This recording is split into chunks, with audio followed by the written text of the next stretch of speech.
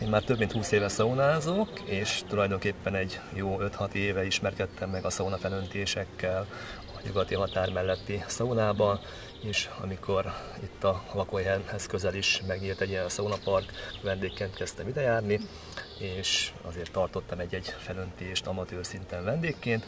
Aztán eljött a Magyar Bajnokság fordulója 3,5 évvel ezelőtt, amiben beneveztem amatőrként, és jól sikerült a versenyem, és akkor kezdődött tulajdonképpen a szaunamester tevékenységem hivatalosan, aztán levizsgáztam, és 3 éve profi szaunamesterként dolgozom. Az osztrákoktól, illetve az ott a magyar vendégek, akik már átvették ezeket a különböző törőköző pörgetési technikákat, ami még alapszinten működött akkor, még nem ilyen szinten, mint most.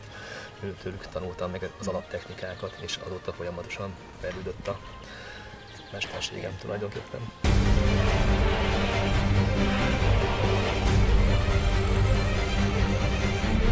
Közel 700 felöntést tartottam ez alatt a 3,5 év alatt. Végigversenyeztem 3 évet a Magyar Bajnokságban, amatőr bajnok voltam, profi második, és csapatbajnokságot is megnyertük. Tehát körülbelül egy olyan 20 versenyprogramom van, amit be tudok mutatni különböző alkalmakkor. Úgy látom, hogy most 2 irányzat indult el az európai szaunázásban. Az egyik a sófelöntések iránya, a világbajnoki AUFUS VM kvalifikáció, illetve a másik oldal a klasszikus felöntéseknek az iránya, ami most indult el és teret hódított újra. Én úgy gondolom, hogy valószínűleg a klasszikus irányba fogok tovább indulni, mert valójában az én egyéniségemhez a csendes, relaxos, egyszerű, klasszikusabb programok azok, amik közelebb állnak hozzám.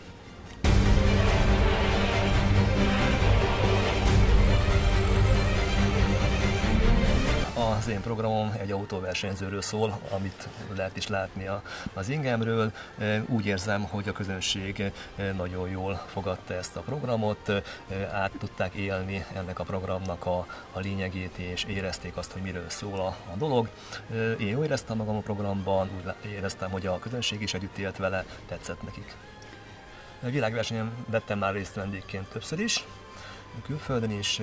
Úgy gondolom, hogy a döntőben oda tudok érni, esetlegesen egy külföldi versenyzés lehetősége sem kizárt. Úgy gondolom, hogy ez elég erős a magyar mezőny, meglátjuk még, hogy mit hoz a jövő.